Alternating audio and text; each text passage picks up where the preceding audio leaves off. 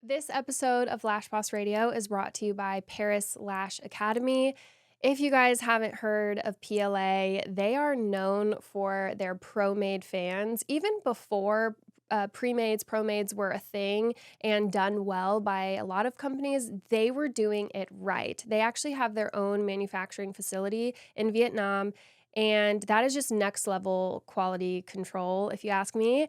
I love PLA because their team is just so incredibly generous and kind and sweet. Last year, I met them at the event that I threw with Lashcast, which was the Las Vegas Lash Social, which was during IBS. We're doing it again this year, but I met them there, and they were all smiles, all hanging out, just looked so happy to be together. And I just really liked that. I love that inside of a company. So they've got great quality products, and their customer service is like unmatched. They're probably one of the most generous companies that I have come across. So thank you so much, PLA, for sponsoring today's episode. If you guys want to shop Paris Lash Academy, you can do so at parislashacademy.com and use code LashBossRadio for 15% off of your order.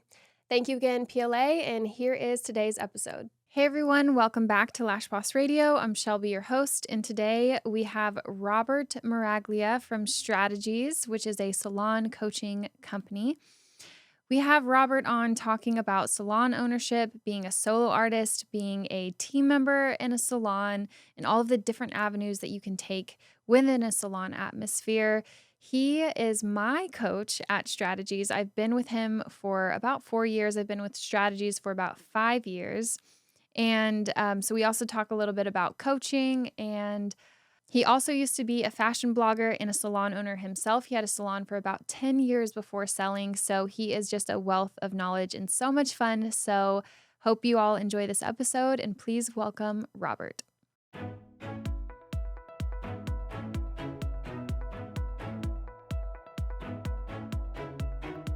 Welcome to the show, Robert. Oh, thank you. It's great to be here. I'm so excited. We're on Zoom with each other all of the time. I know. Not like this. And I can't believe this is our first episode that we've done together, but I'm excited about it. I am totally excited. It's just, we've turned the tables. So I just wanted to start with, I had just wrapped up a conversation with Michael over at Strategies, and we did a podcast together. We talked about salon ownership and how the narrative has really gotten very negative. I have been a part of that, especially in the beginning.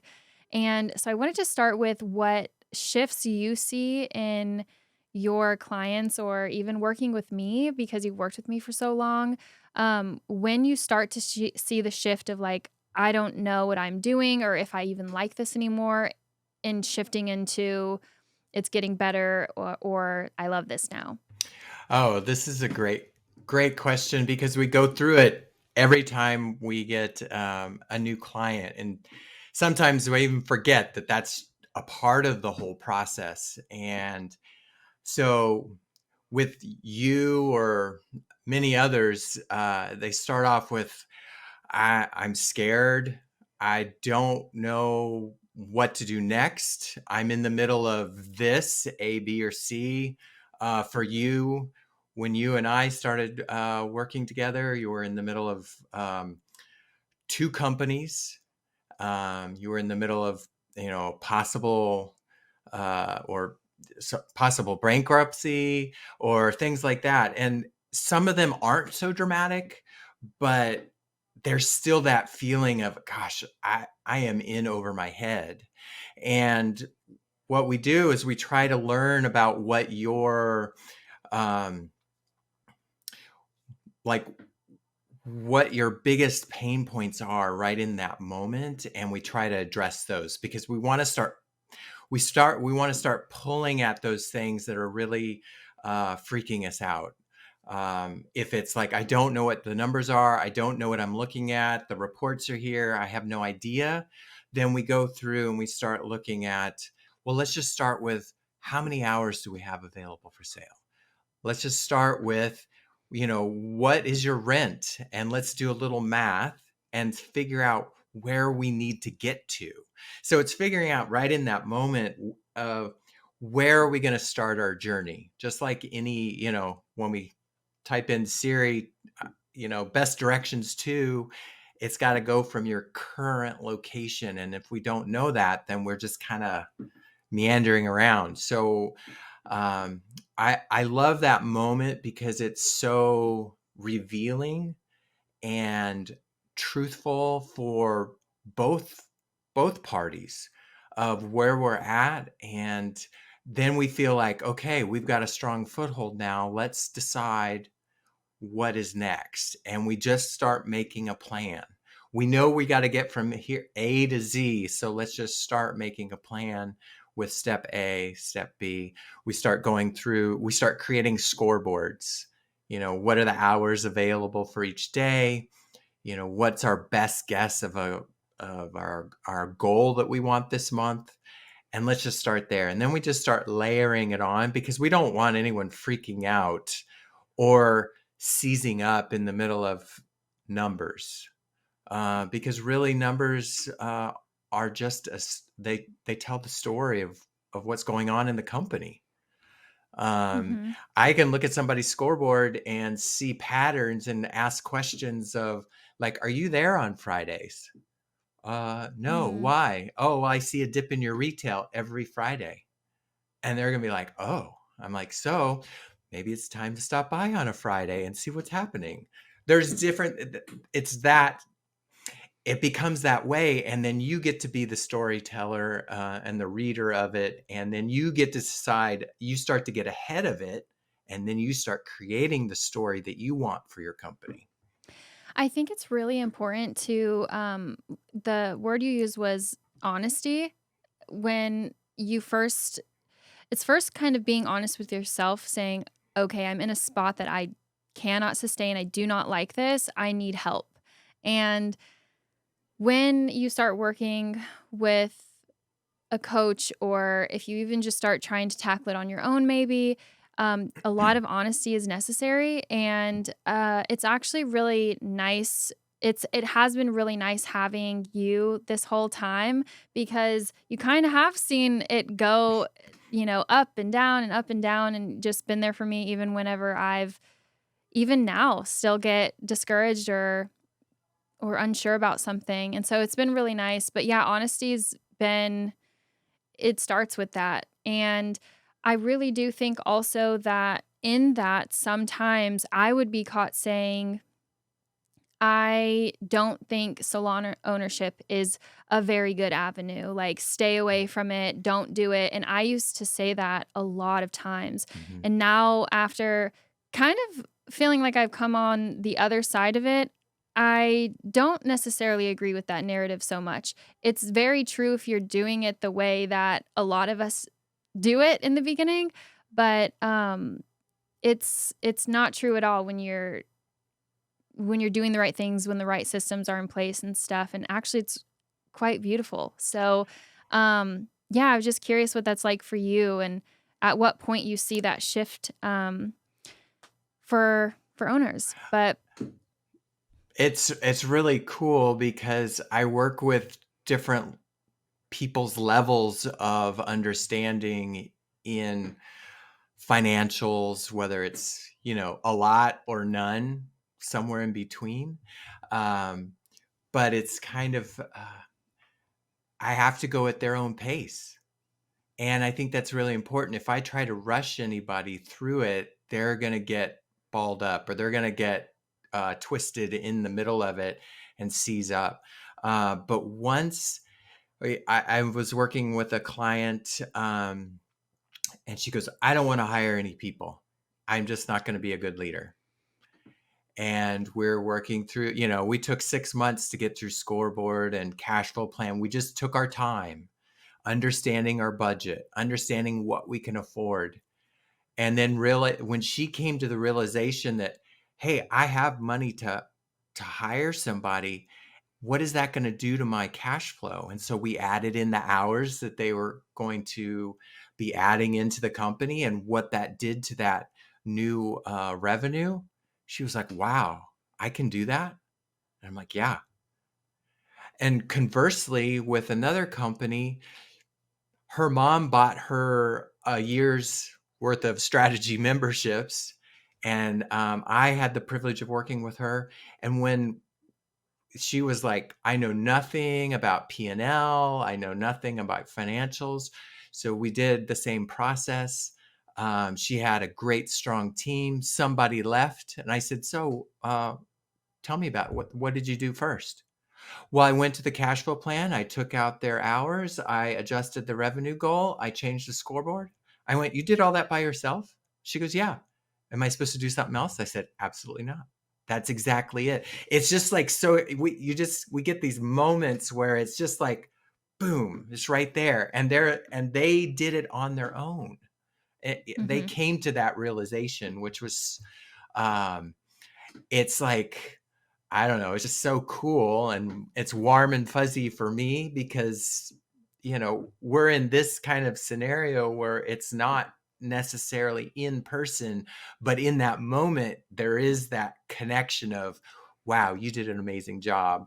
And Mm-hmm. I did an amazing job. No, just kidding. But there is that connection because there's trust that gets built because they were honest with me, and then they were trusting in the process, and they trusted the process, and then the process showed up for them when it was time.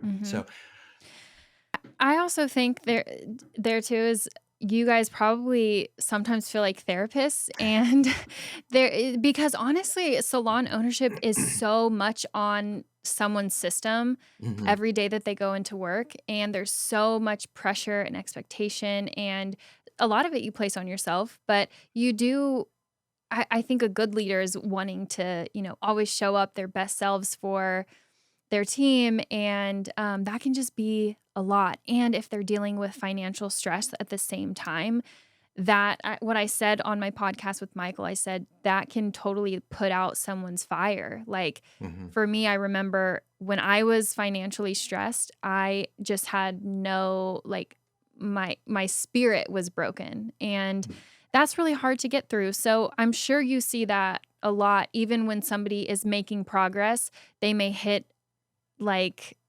a season mhm. where it feels like it's happening all over again.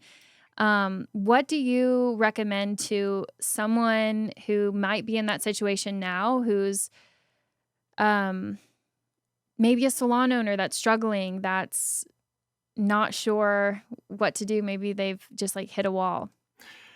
So it's find somebody to talk to. Even if I have a list of things that I want to go over with a coaching member, and they're like, here's what's happening. I'm like, that gets set aside. It does become a conversation. It does become discovery time. And we walk through everything, and I ask them to explain more. Tell me more about what you're feeling. And they go, oh no, never mind, it's nothing. And I'm like, no, it came out right when we started the call, so it's important. And that's what we're looking to do more of. I'm a high C. If anybody knows anything about DISC or perception 2, it's an assessment on communication style, 36,000 data points, and I'm a high C and an extreme introvert. And but this is what I do, and I've had to learn how to expand my conversation past numbers. And so I believe that even since because you were one of my first coaching members that I was able to take care of, and now I have members that are just like, I'm overwhelmed. I've got so many things, and I'm like, let's brain dump it. Let's get a list going. Let's figure out what's important. Let's figure out what gives you energy, what takes away energy. I've done that 3 times in the last 2 weeks. So it's like there's even universal cycles happening for people that are in creative flow. And it's interesting to watch because I can go, oh, this happened here. These 3 people are always in the same cycle because of their Mhm. creativity level. And it's interesting that I'm right 87% of the time. But we talk about, okay, tell me more about this. What's going on with that list? Can we go ahead and take care of that? Can we delegate that to somebody else? Because I had to learn the hard way. I worked for Old Navy, which was a part of the Gap, and I opened 5 stores. I was highly productive. I managed 60 people on a daily basis, uh, but I didn't delegate very well. I managed Mhm. the baby department, and those are tiny things that have to sell through very quickly and have to be kept up. And so I had to learn how to delegate to other people. My idea was, well, it'll take me longer to teach them or train them.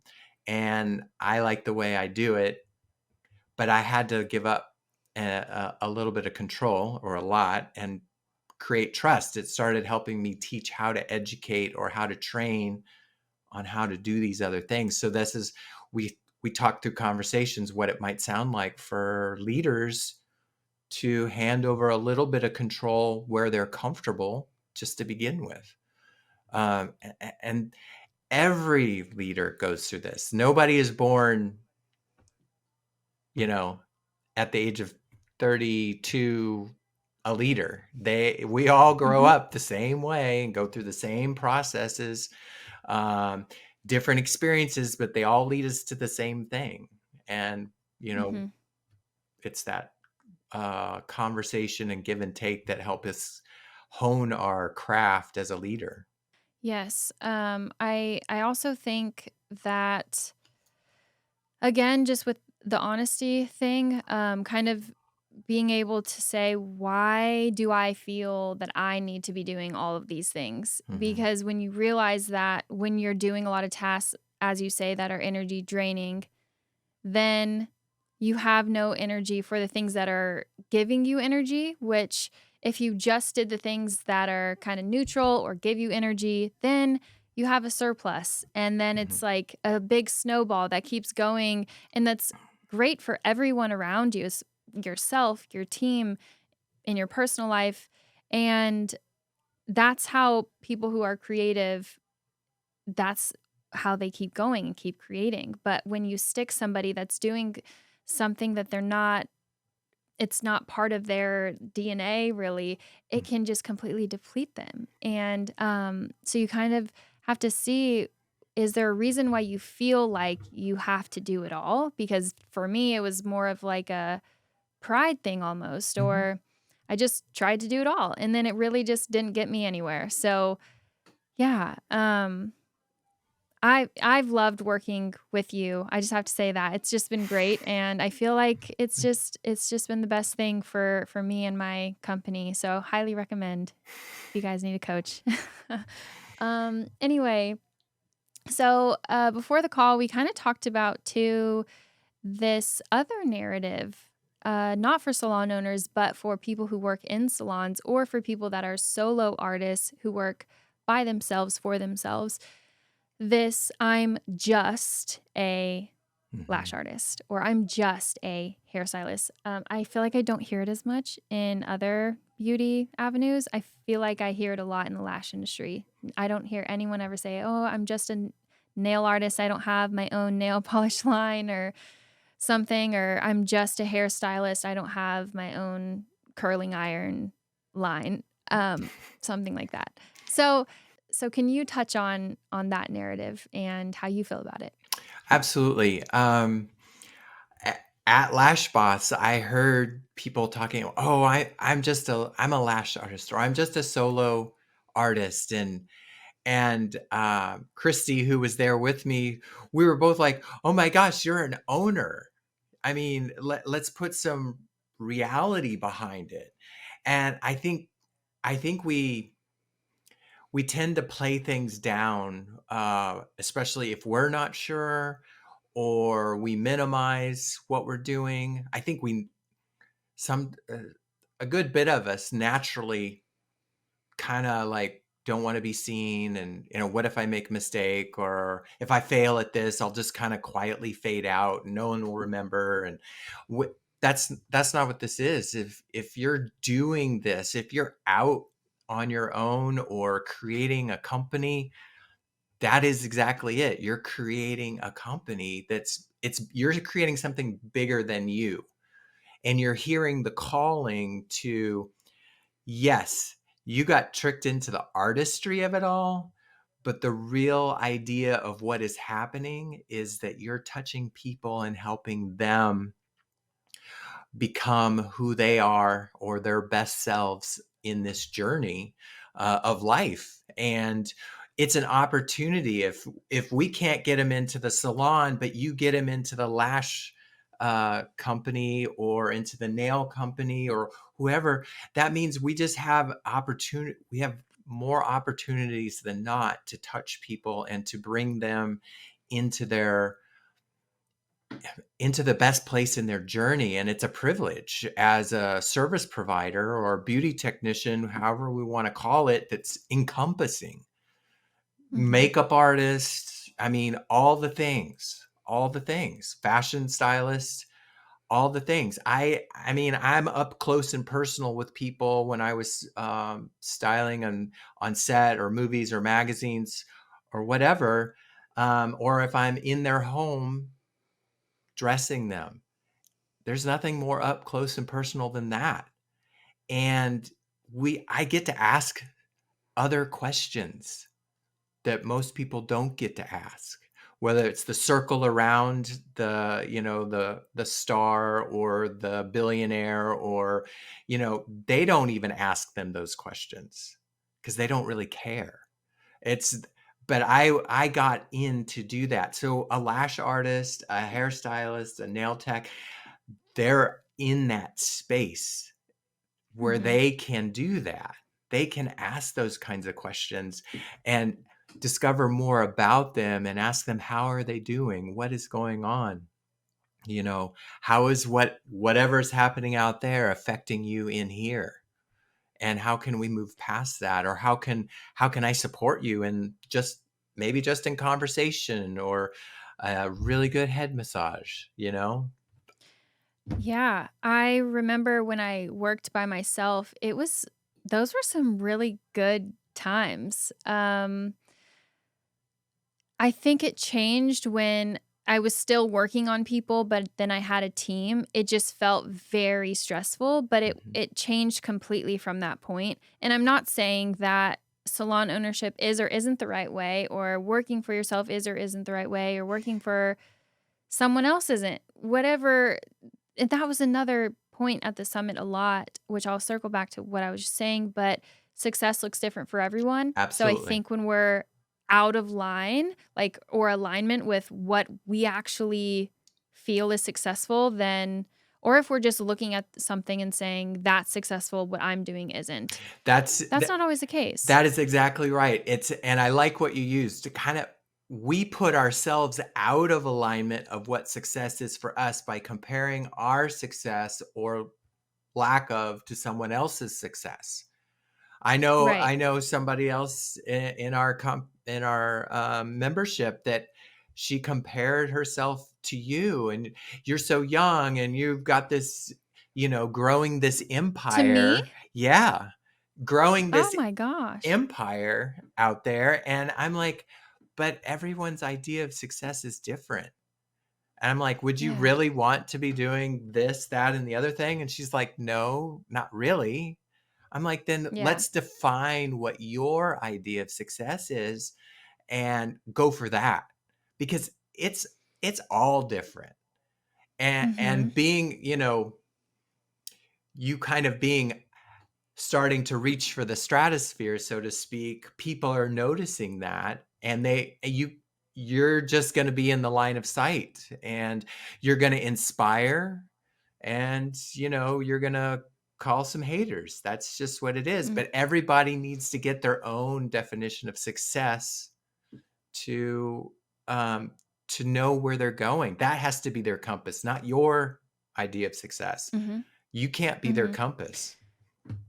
Yep. If you're I think also it can even happen on your phone, on social Oh, media, like especially if you're yeah. just watching what everyone's like, oh, this new announcement, and look what I've got going, and just hired a new person or whatever that looks like. And you're just sitting there and it's making you feel bad. Hmm. Now you're not in a creative space anymore. Right. And so, one thing I think, not only a coach, but like even like a therapist, if you don't have a great support system around you Right. too, like, something where you have an outlet, but trying to figure out what that actually looks like. If you can answer that question, I think that's so important. And, um, yeah, I think a lot of people do that though. Even a salon owner can say, I just have two artists with me, or I just Right. it's always a I just do this. And do you feel like that is something that you see across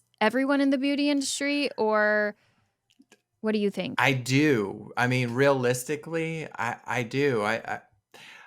Um, we're having our team-based conference coming up in October, and I'm like, okay, how many tickets? Well, there's just two of us. It's a team. As long as there's two of you, that's a team. I'm bringing my team. It's not that we have to pretend that we're bigger than we are, but it's not just. You're Yep. growing. We're all growing at different paces. Some of us are a little further ahead, if we want to call it, but that's the idea, is that you and I and other people that are strong in our communities are reaching back to help pull up new people, pull them forward, help support them in the way that they need to be, or being available for them to ask questions. How did you get here? How can and help utilize us as resources, so to speak, but to also preface it with, it's going to be different for you. We all went And through our own stuff to get here. mhm, everyone started from a Right. beginner, like as a beginner. And I think that what's for you is what's for you. And as Exactly. long as you can stay as much as you can in the right mindset, in your creative space, and like being aware of when something doesn't feel good anymore, you'll get there faster. You're going to Absolutely. get there, I think, either way. I personally believe that, but Yes. I think it's going to feel better. And to be honest, if I add like another thing to my list of whatever, sometimes I look back and I'm like, I wish I would have enjoyed this chapter a little bit more. I wish I would have enjoyed just being by myself for a little bit and not yearning for, oh, one day I'm going to have a salon. Hmm. Because when you get there and you realize, man, this is different, man, this is hard, it can really shake you up. And Right. Being in yeah, your present moment and giving yourself permission to bask in it, revel in it, enjoy it, fight it, yeah. whatever that looks like. When I was in hair school, I like the first 4 days, we're learning technique, how to hold the shears and cutting, and I was struggling with my form. And the instructor, who was, been cutting hair for 30 years, goes, what are you mad about? I said, because I'm not getting my form. She goes, how many days have you been here? I went, 4.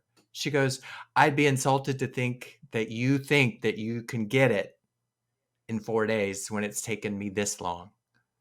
So give Wow. yourself permission to learn, because that's what you're doing here. That's Mm, when you've got students going through your university, you're like, this is a safe space. Make the mistakes now. If you're yes. gonna make a mistake, do it now. If you're like, you don't believe me that hair is going to turn orange, then let's do it. Do it now, because I don't want you doing it out there. And so that safe space and just the permission for yourself to allow the process to happen. Also, with that is the people in your circle, professionally and personally. If sometimes I think it comes, you're listening to someone else's voice actually. Yeah. You might have a parent that is very critical, and that's where you are critiquing yourself a lot, or something's never good enough, or you might have a boss that's that way, or you had an instructor who was like that. And I think it's important to pay attention to, is it something coming from me, and why is it coming from me? Or is it someone in my life who's constantly making me feel smaller, or like I shouldn't be celebrating that I'm doing this? So it's not good enough for them. Why are you so proud of yourself right now? Like, that is something that I think happens a lot. It does. Especially, I think women, I think happens to women a lot. And I would think also in our industry, a lot of us have maybe seen it, where you hear it all the time. A parent sometimes is like, "Oh, you're not going to go to college. You're going to go to beauty school. What do you Right. mean? What kind of career are you going to have out of that?" And so I would like to think that a lot of us might have that in common. Yes. Some of us may not, but that might be it too. Absolutely. I mean, I went to school for interior architecture, and I struggled with the concepts of drawing it all out. I had to sketch out the whole thing, scale. I'd start good here. By the time I got to the other end of the house, I'd be off by like 6 inches. So it would frustrate me. Again, I was thinking I needed to be perfect. And so I gave up. When really, if I just would have allowed the process to happen, I would have consumed it so much better. I still do interior design. But I utilize software that keeps me in scale. Nobody told me then that that's how it actually goes. You're led to believe you're going to draw it all out all the time, but here we are. Technology and software allows for things to happen faster and easier, and that's how I do it. So there are things out there that parents say. You're absolutely right. When I dropped out, my dad was like, "So what are you going to be now?" And wasn't really the most, supportive at that time. But as he saw me do different things, because I've been a floral designer, a cake decorator, I've been a singer, a song leader at church, a youth director, interior designer, freelance artist, fashion designer. I have so many skills. I don't know. I guess I'm reliving all my past lives all at once. But guess what? I have so much to draw on creatively that I know that I can pull things out of the air to help somebody else get there. That's what my role is to be supportive no matter what direction they're coming from. I can say, well, I've done that and I've done that. I was literally sitting there thinking during some of the speakers at Lash Boss, I'm like, should I would love to try that, because I considered doing lashes right when it was starting to Wow. come out. And I'm just like, I don't know. I don't know if this is the right thing to do. I don't know if I'm picking, is this a scam? Is it going to last? And here we are. And it's this, community is growing so fast. But I was thinking about, that looks so fun, because it's like math and creativity all at once, and dexterity and all this stuff. So I don't know. I'm like, I probably shouldn't learn Oh, one yeah. more thing. No, lashes are they're the best. It's the coolest, nerdiest thing ever too. And pretty.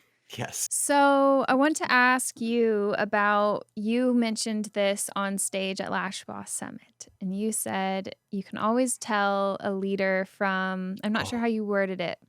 Can you say that quote and maybe expand? So I can always tell a leader from an owner. A leader is someone that is always trying to figure out how to do more, get more for their team members. and an owner is generally always trying to figure out how to get more in their pocket. And I think that's a defining difference. It doesn't mean we all don't start off as owners because we don't know any different, but you fall in love with the process. You fall in love with having a team. You fall in love with all of this, and that's where you make that shift into leadership, because now you want more for not just you, but you want more for everyone else that you can affect, including their families. I mean, this is because then you're Yes. constantly thinking about, oh my gosh, I have this team and I have their families that I'm affecting as well. Mhm. Yep, So, I can relate. Yeah. Um, it's definitely something to think about if you are a solo artist, questioning, "Do I own a salon or not?" And really figure out, would you be somebody that can care that deeply for everyone else and maybe put them first, or would it more be about the money? And if you're expecting it to come right away, then just make sure all your ducks are in a row, because it can be really costly if you make mistakes. yeah. But it can be done. You can do it. I think I said this before, but I was always really jealous of the owners of salons that would come to the strategies seminars or classes, and they'd ask around, like, how many people have a salon, how many people don't have one yet, and some people would raise their hand and be like, 2 people, and I'd be like, I wish that I knew about this, but when I was starting out, and it wasn't until I was like in the depths of all of that I was like seeking it out. But it got me to the right place. I'm here now, and I'm so happy now and in a much better place. But it would amaze me that some people like start off strong like that. And I'm like, wow, they're going to be really powerful. They're doing it right because they're starting off with all the tools and all of the systems and all of the financial literacy that is needed as an owner too. So anyway, yeah, maybe ask yourself that about leadership if you're looking at doing a salon. Yeah. So we talked about being a solo artist and salon owner, but I'd really like to hear your thoughts on people who are employees of salons. Sometimes that can sometimes feel like they're not doing enough too. Can you speak on that? I'm sure you've seen that a lot, or obviously you work with a lot of employees too. Do you mean the employees feel like their leader's not doing enough, or that the employee themselves is not doing enough for the company? Or Um, well, that they're not doing enough in their career because they don't mm, own oh, their name's not on the door. So, I got it. yeah. I Yeah. totally.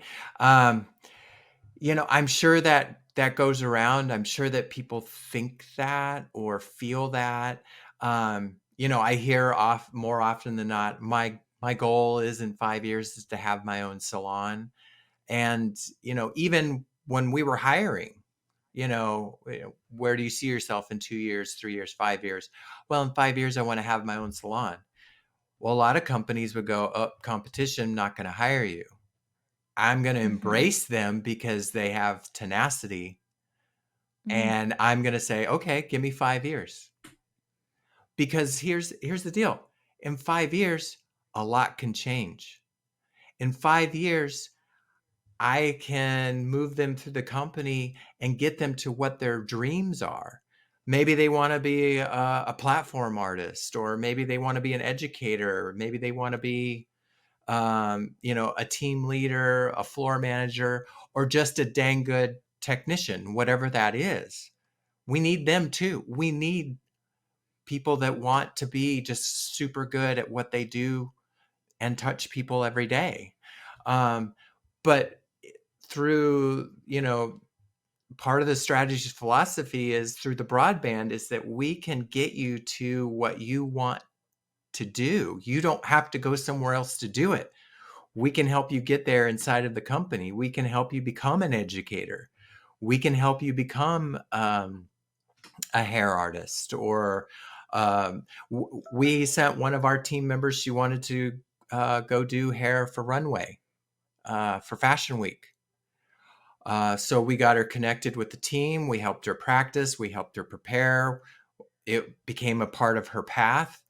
And then she went and spent 10 days in New York doing hair with a hair team and lived her best life, loving it. And so we can create those types of paths in any kind of company. Mm-hmm. You know, it's going to vary, but we can help create that.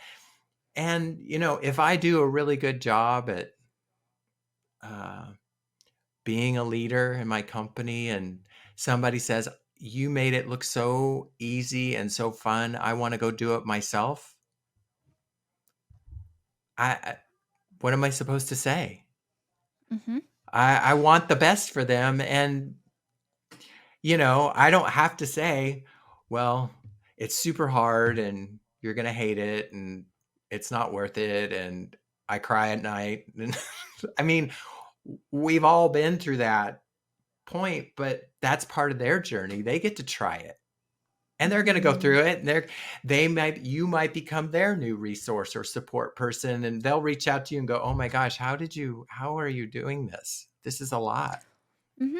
You may find that somebody comes back to you even professionally or personally, like maybe still as a friend even, or a Hmm. peer, or collaboration of some kind or something. And we talked about that at the summit too, is just like not burning bridges on either side as an Absolutely. owner or as an employee.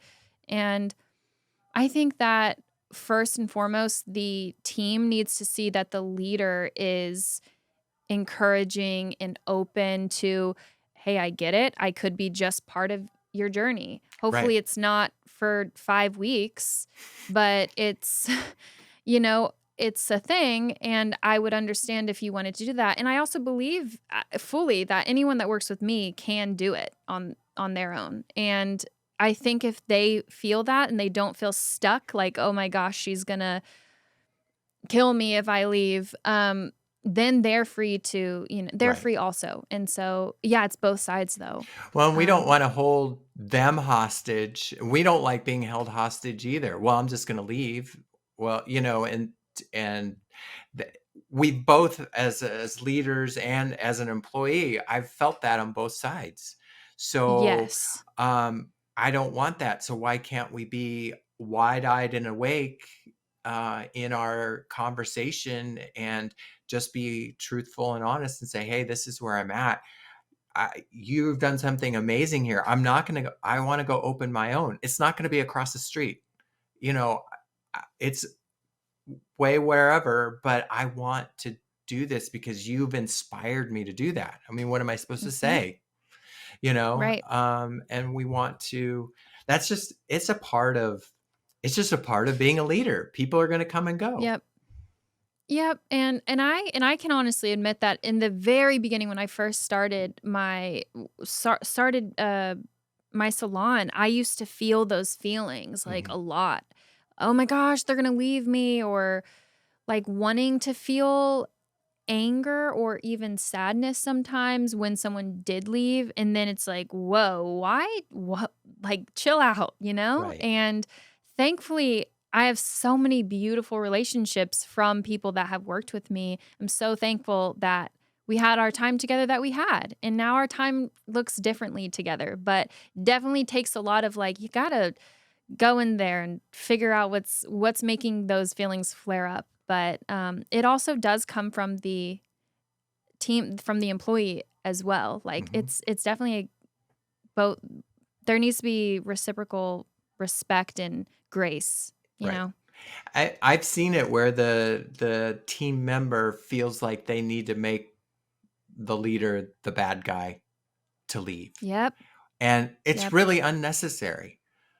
Just having a heart to heart conversation and being real of what's going on, we can do away with all that drama and all that heartache. And like you said, we don't need to burn the bridge. And We it can just be that. Like, it could exactly. just be, I want to go on my own. It could just be that. It could be a positive thing. Absolutely. Absolutely. Hmm. Yeah. And yeah. I've really enjoyed our conversation today. We should do this again. Yes, I I I would feel love like we that. could go in so many directions, and you're just a wealth of knowledge anytime that I talk to you. So we'll Oh, definitely thank have to do you. it again. Yes, I'd love to. Yeah, Thank you so much, Shelby. I appreciate of it. course. Of course. Thanks so much for spending time with me today and being a guest on Lash Boss Radio for the first time. Thank you. Hey guys, real quick before you go, I do also want to mention that Strategies also has a podcast for salon owners. It's called Beauty Business Strategies, and you can find that anywhere you listen to podcasts. I was on a recent episode with Michael, the Director of Education for Strategies. So check it out. It's coming out the same day that you're listening to this.